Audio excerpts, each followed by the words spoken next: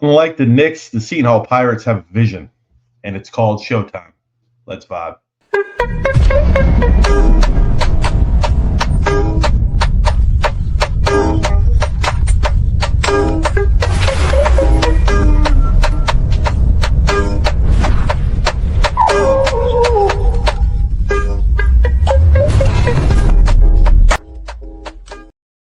Welcome everyone into Pirate Vibes. I am joined by my good friend. We're buddies now. He's back for his second appearance on the show. Patrick Madden, how are you, man? I'm glad you let me back on after the first time I did the show, Bryan.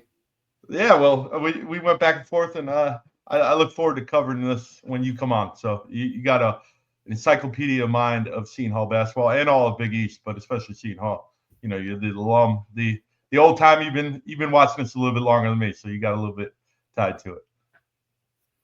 But the big news this week, obviously the last couple of days, Seton Hall showed that I don't think Seton Hall has had a transfer since you came on.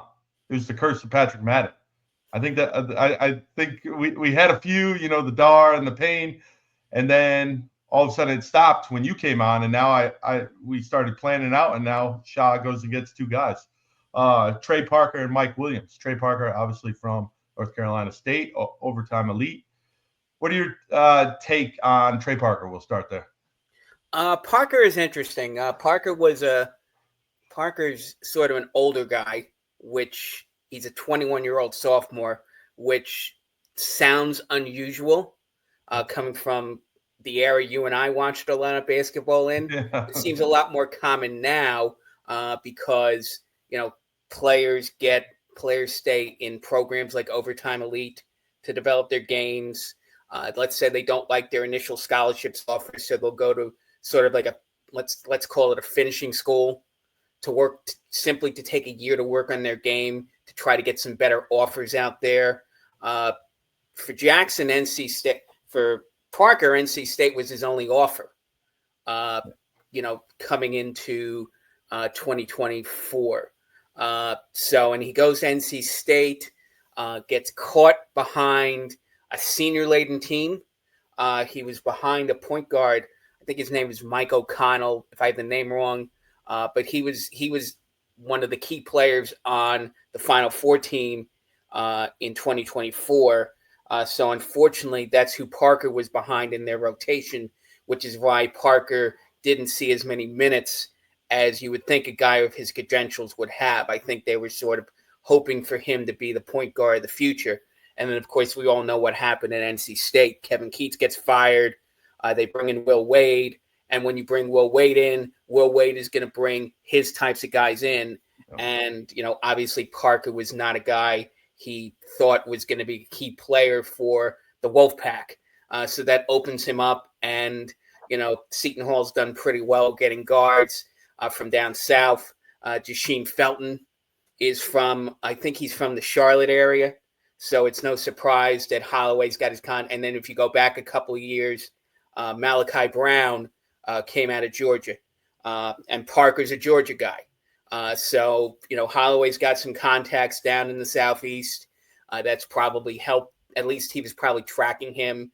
And then, you know, all of a sudden you get this guy who's got this skill set that's sort of been underutilized in college, and you bring him up to see what he can do sort of on a team that's going, and we'll get to this probably in our second segment, on a team that's going to be laden with point and shooting guard talent. Yeah, we're definitely deep, and like you said, we'll get into that. But the one thing I liked about Trey Parker is that his minutes actually increased as the season went on. So, like you said, he kind of relied on the seniors at NC State, and then as the season went on, and his numbers went up. Against Duke, he had 15 points, 6 and 9 from shooting 3 or 4 from three. He's a decent three-point shooter, which I kind of like, because the previous guys that came in outside of Dar, I think they were all 30% or lower. Like, you need three-point shooting in the modern college basketball, and I think a guy like Trey Parker. But his size is definitely a disadvantage, obviously, because we are a very small team at Seton Hall. Right, but and again, the question becomes what what role does he play, and sort of where does he fall in the. But see, this is something that we'll get to maybe later on. Where does he fall in the pecking order? I mean, obviously he's the 10th guy that's been recruited onto the roster, so you would hope that you'd have at least the first 9 guys. You've done well enough to begin with, so that when you're getting to the 10th and 11th guys, and that's when we'll probably talk about Williams. You're basically just trying to fill some gaps, bring a guy in you're hoping might be somebody who you can work with in the future, because the question becomes, how long does a guy like Bud Clark hang around? Obviously, you've got a guy like Clark is probably the most talented transfer, if not the most talented player in the team. And then the question becomes, if Clark breaks out and plays really well, the question becomes, how much are you willing to invest to keep him around? Or if you can get something out of guys like Parker and Williams, are you confident sort of in 2026, 27 that you've got these guys coming in who have improved their games, and then you're sort of working on, having these guys for the last year or two of eligibility to round out your rosters in 2026 and beyond. Yeah, definitely. To round out the roster, this is one of the guys that I think will be at the end of the bench, as much as I hate to say that since he is a transfer portal. But Mike Williams comes over from LSU, out of Baltimore, the junior. His playing time has decreased. He will be a junior. His playing time has decreased as the longer he's been in college. He's a 25% three-point shooter, so he's not really offering the shooting. Your take on Mike Williams? Didn't really study the LSU stuff because this came in a little bit later in the day. Yep. So the only thing I can think of is, he's obviously one of Mike McMahon's first recruits at LSU. Obviously, we know McMahon was very successful at Murray State, has not translated yet to LSU. So this is a guy McMahon recruited in his first class for 2023-24. And obviously, because he didn't get the results that he wanted his first season, McMahon brings in a whole bunch of new players, and, Williams has to slide in from a guy who is getting consistent minutes as a freshman to settling for a backup role as a sophomore. So now you bring him the seat. You bring, obviously, if you read the recruiting stuff on Williams, there's obviously a lot of similarities between Williams's game and Parker's game. Quick. People had said that if Williams had a weakness, and you hit upon this already, it was the fact that his outside shooting was inconsistent. So the question becomes whether or not, he can improve upon that. Obviously, when you're being coached by guys like Shaheen Holloway, you would hope that Holloway would have a positive influence on some of your offensive skills. Williams is more of a defensive specialist. So this is somebody, again, you plug him in sort of in the midst of this packed guard rotation, and, you sort of find spaces for him. That's something that Holloway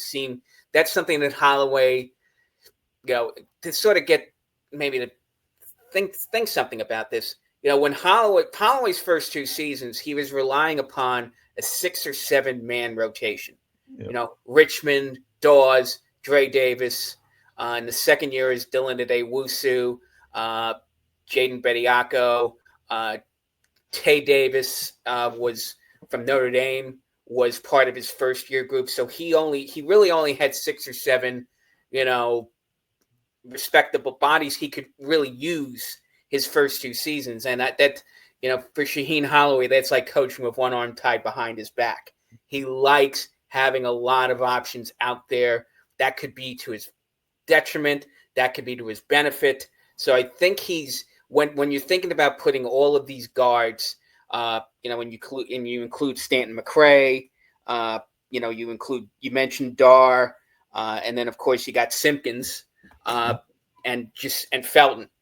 When you think about that group of guys, you have a few can play the 1, a few can play the 2, a couple of them can play the 3. he's looking at that group of 6 or 7 guys and probably going to try to find a ways of plugging and playing them so that he can have a deeper rotation than most, and basically use them in targeted situations. Some guys are better at offense, other guys are better at defense. Yeah, definitely. The one thing I will say about Mike Williams is I wish he was like 6'5", because I think he would be a perfect fit at 6'5" because of that defense, because we're really thin up front. We really are thin up front. So if you can have a guy that's like 6'5", 6'6", I don't think his offensive game is polished enough to push a Trey Parker or Bud Clark. You got to have scoring from somewhere, right?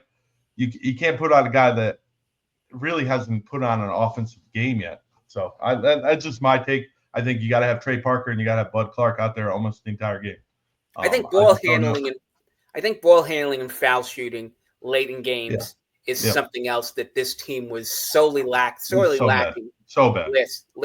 Even early in games. I mean, you think about some of the games they got blown out in: St. John's, Oklahoma State, and a couple of the other ones that they got pummeled in early. Xavier, I think, was another one they were getting pummeled early and tried to make a comeback in. If they had better ball, they're going to have better. It looks to me like they're going to have better ball handling, and it looks to me they're going to have better foul shooting. And if you can improve on those two statistics, at least you're taking away things which got Seton Hall in big holes in some of those games last season and some of those games they couldn't get out of. So having Clark and Parker and Williams helps in moving things along in that direction. Definitely. I agree. Out of the two guys, who are you more excited to see? I'm going to put you on the spot here. I know we didn't talk about this before. Is there a preference? Parker. Parker. I think Parker's got a more polished game. I think Parker's got a more finished. I mean, he's older, but he's also got. I think he's got more skills than Williams. I think Williams has to again develop some consistency. So that doesn't mean it can't happen. It doesn't mean that Williams can't be the guy who LSU recruited 2 years ago, and that Mike McMahon was hoping was going to become one of his starting guards at this point in his career. But I think that he's got a lot more work to do than Parker does, and I think I'd be surprised if, unless injuries or something else, that Parker doesn't end up getting bigger minutes than Williams does. Definitely agree. All right, when we come back, I want Patrick Madden's take on the roster, current day, kind of the depth chart, kind of the fit, kind of where we're going from here. But that'll be right back on Pirate Vibes.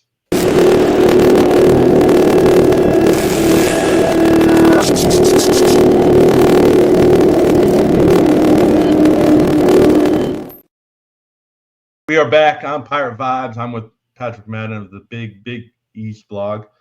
Patrick, we've been talking guards the entire time. We're going to go through the roster. We're going to have your take. We're going to go off of the depth chart that S. Orange Juice put out there on Twitter yesterday or today. We'll start with center. Godswill, Stephon Payne, which I think is a controversial take that he's a center, and then Hassan. What's your feeling on the center position right now? You know what? We'll add power forward. We'll add Elijah Fischer there because it seems like this is going to be a smaller team unless the last two roster spots are bigs. What's your take on the bigs currently? Obviously, they need. I would like to think I think he's got one or two scholarships to play with. I would think that he's probably going to pick up a big man in some form or another, whether it's somebody off the JUCO, the junior college route, or he's going to pick up another Godswill, Aaron Aronay type, who is sort of like an under-the-radar big, who he's just hoping to bring in and to do and maybe to use next year as a development, bring him in for a few minutes and sort of play for the future here. As you mentioned, Payne is sort of a center in name only. He's more designed to be a power forward. And that doesn't mean he's not going to play a useful role in playing some defense from the power forward position and to get some rebounds, probably coming off the bench. That doesn't mean he's not going to be useful. He's not going to be helpful. It's just that if this guy is your backup center, so to speak, you're leaving yourself open to have bigger, taller guys be able to get their way, because neither Payne nor Aaron really has a reputation for being a rim protector at this point. Yeah, definitely. Your take on Elijah Fischer? I believe he signed right before your last appearance on Pirate Vibes. This Fischer is is a high ceiling guy, right? This has to be a high Fischer ceiling guy. I mean, Fischer's probably the guy most people are excited about because he came out of Florida State. Oh no, he came out with Texas Tech. Texas. Yeah, he's probably the guy who has the most sort of potential and talent out of the transfers that has come in. There's a hope that he's going to pick up a good deal of the scoring slack that got left with Isaiah Coleman. He's sort of, I would think that you put him in a pool. I don't know how much he's sort of ahead of guys like TJ Simpkins or AJ Stanton-McCray or Jacob Darr. I think you one of the things I think when you put out there, what's the lineup going to be? When you put a tweet out on Sunday to that effect, I think that the good news is that you have your two most important positions sort of set in Bud Clark and Godswill Aaron. It's the small guard, small forward, power forward positions that are sort of up for grabs. And I think that you've got a pool of about 4 or 5 people. And I think you include Jasheem Felton in that conversation. I think the reason you do that is, first, he's in his second year playing for Shaheen Holloway. So he's got an advantage over all the newcomers in that he knows Holloway's system. And obviously, because he's still here, he's bought into what Holloway is doing. Because if he didn't buy in the way, it's not as if people who played on last year's team had any hesitation finding a way out the door, in part based upon how bad things went, in part because they just came to the conclusion that they didn't have any chemistry with Shaheen Holloway, which is why you saw Scotty Middleton leave, which is why you saw Prince Aligbe leave, and why you saw a whole bunch of other guys hit the portal. Isaiah Coleman's a different story altogether, but this is why all those guys hit the portal. Garway Dual also in that conversation, because at some point the fit just wasn't there. But Felton must feel as if he can be a contributor. And I think it's sort of like he has the opportunity, because he's got this advantage, because he knows how things are doing, to sort of step it up this season. If he takes what a lot of people call the sophomore leap, he will find his way. Will he find his way into the starting lineup? I don't know. But will he find his way to a consistent 20, 25 minutes a game? That's possible. That opportunity is out there because, what we saw last season, and some people wanted to see more and some people wanted to see less, is that while he wasn't great at any one particular thing, he was versatile. Yeah. Run the offense for a few minutes. He could come off the ball for a little bit. He brought hustle. I don't know if he has the most athleticism or he has the most skill. He certainly doesn't have a lot of height, 6'4", but he's someone who, Holloway wants effort. Holloway wants somebody who's going to, if I give you 20 minutes, I want you to leave it all out on the floor for 20 minutes. If I give you 5 minutes, I want you to leave it on the floor for 5 minutes. And if Felton can bring that to the table, knowing that's what the expectation is, Felton's going to surprise people with how important he is to this team, when a lot of people are sort of saying, he's not on the skill level as guys like Fischer and Simpkins and McCray and so on and so forth.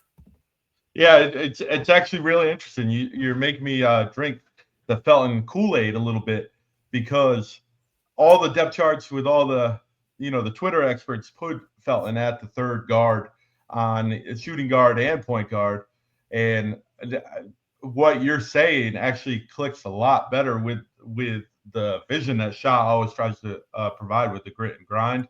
And I'm actually kind of believing it a little bit more because I had Felton way down low on my depth chart. Well, let me sort of make a comparison between Felton and a guy who was at Seton Hall a couple years ago, transferred out to Hofstra, Jaquan Sanders. Yep. The problem was when Sanders was here 2 years ago, the guys he was behind were guys like Alamir Dawes and Dylan Adewusu, and to a lesser extent, Kadari Richmond. So the problem is that, you have to be really good to be as good and worthy to get minutes when you're going up against guys like Richmond and Dawes and Wusu. Whereas this is we know so little. We know we've never really seen them play together. We don't know how good McCray, Simpkins, Dar, and the guys who are coming in are now. So the gap, my perception, and I could be wrong, it is what it is. The gap between Felton and the new guys, if there is a gap, is not as wide as what Sanders had to face 2 years ago. So I think that, he needs to be better than he was last season, obviously, even though he did better than a lot of people expected. And he's going to have to beat expectations again, not only for him to get his minutes in this rotation, but also to help Seton Hall improve upon last year's record. I agree. Jacob Dar, we talked about it. I'm a huge fan. The athletic wing guy, he can shoot a little bit. Your take on Dar, because I think his size is going to help him a little bit more because the rest of the guards, wings are kind of undersized. So he's listed at 6'6", 6'7". So does that size carry a little bit of weight with shot?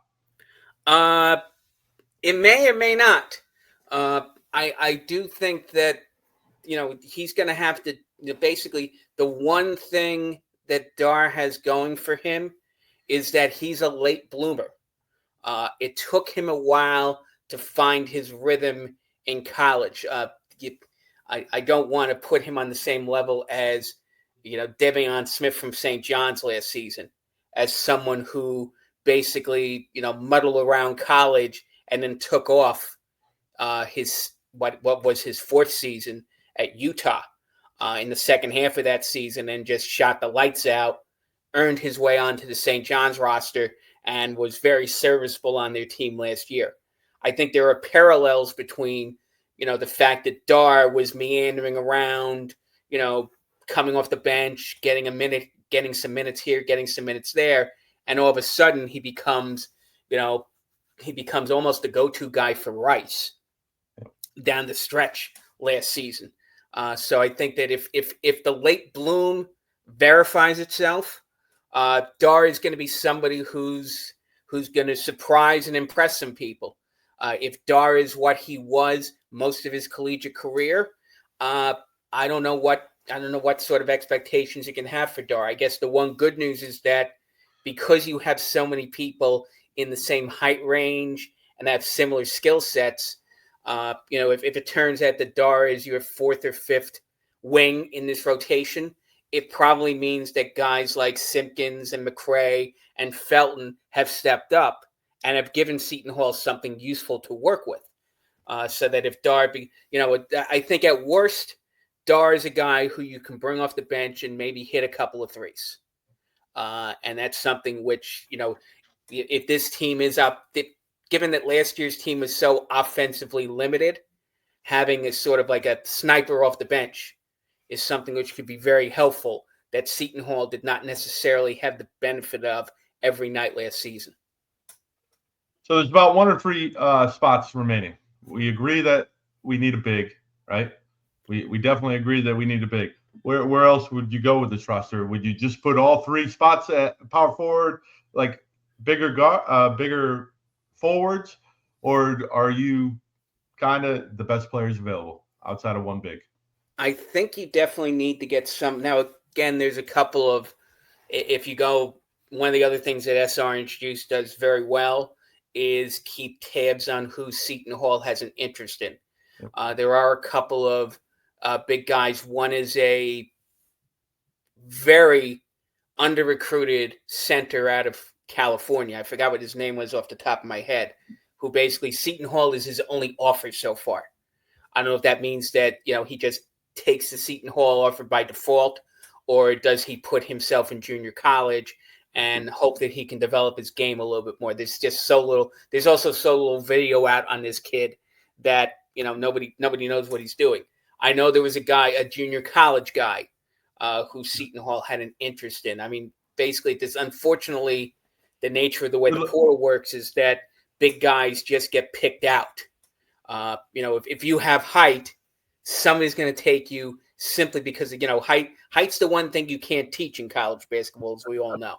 So everyone just picks up, they'll take a big guy regardless of whether or not they think he's got any type of skill, any type of talent. I know, one example would be Vince Iwachuko coming over from St. John's to Georgetown. Now, if you watched any of St. John's this season, most of the time Iwachuko was out of sight, out of mind.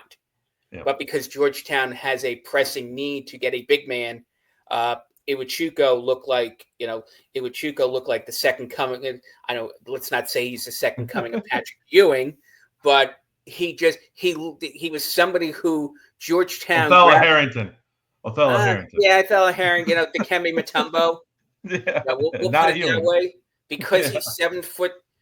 Because he's 7'1", it's like, okay, you're big. We need a big. You're our guy.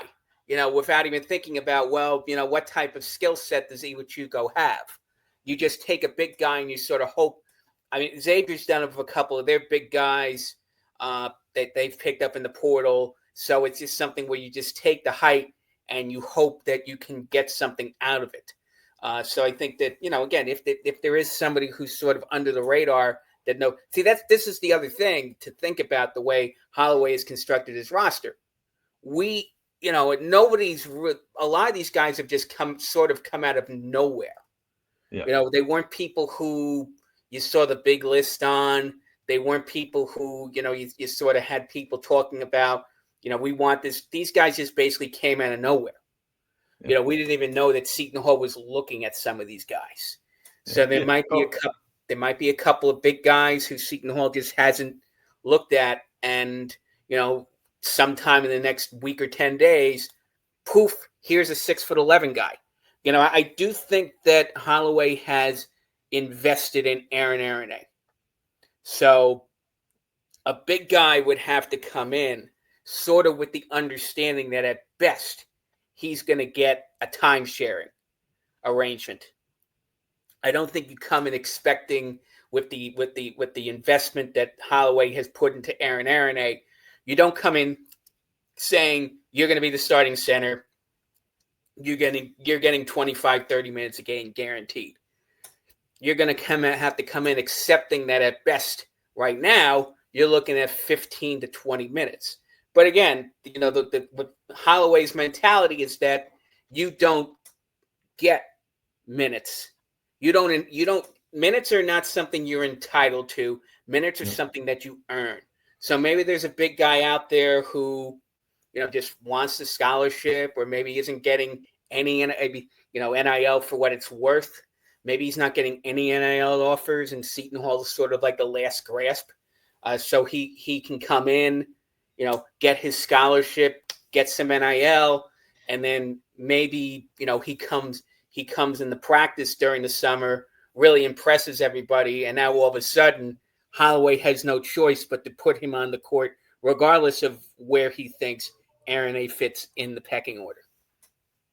Definitely, I agree. Like you said, I think the biggest thing is, and I love S. Orange Juice, right? I love the work that he does, but the portal targets, that the list, it always seems like outside of the Giffa from the kid that went to USC. Where's he originally from? No, High Point. High Point, yeah. And then he went to UST, and now he ends up at Ole Miss. Like, outside of him, like, it's really been no one from that list out of all these guys. And that's the magical power of Shaw right now, is that it's very secretive. Just like your first appearance, you brought that up. He keeps everything. It's tight-lipped over there. Yeah, I think the other thing, and people have said this, and I don't know how much merit this is to it, is that a guy puts out the big list that we see from the transfer portal. I forget the portal reports, one that puts them out, a couple of other guys put them out. The player puts out the big list because he's really trying to impress upon people that there's interest out there. For example, Prince Oligbe, told people that Xavier and a couple of other power conference schools had reached out and had an interest to him. And then he ends up going to Southern Illinois. There's no slight to Southern Illinois. The Salukis have been a solid, if not great program. They're certainly sort of middle of the road in the Missouri Valley Conference. But the principle is that, at that point, maybe Southern Illinois bumps up their NIL offer. Maybe they promise him more minutes than he's being promised to some other places. And at that point, Oligbe says, you know what, I did my job. I impressed Southern Illinois that big schools wanted me, and and I got what I wanted out of Southern Illinois, as opposed to, let's say, going to Bradley or going to South Dakota State or one of the other middle of the road schools that were probably the most interested in a guy like Oligbe. Talking about that, you just brought a topic here. Do you think one day we get to the portal where we'll actually know the truth, almost like recruiting, how you know that an offer has been made? Do you think we ever get to a period of time with this portal that you kind of know if the guy is BSing or not? I think you'd have to have a lot less guys going into the portal. I think when you've got 2,000 guys going, as great as the coverage you get from places like the Portal Report and Joe Tipton and Trilly Donovan and a bunch of those people who you can't know everything. When you're tracking 2,000 guys, you can't know everything.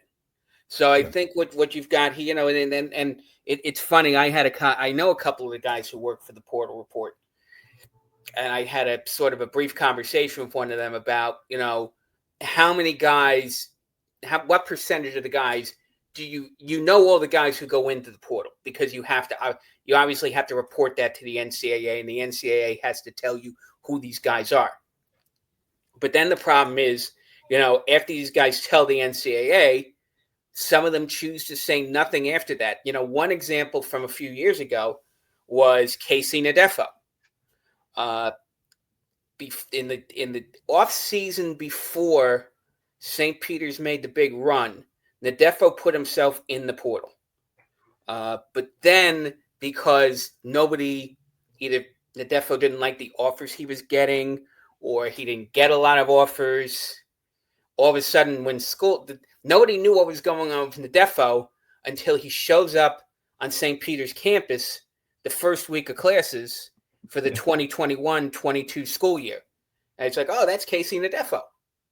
We thought he was in the portal. Well, guess what? He was in the portal, but then for whatever reason, he didn't accept anybody's offer and stumbled back to St. Peter's.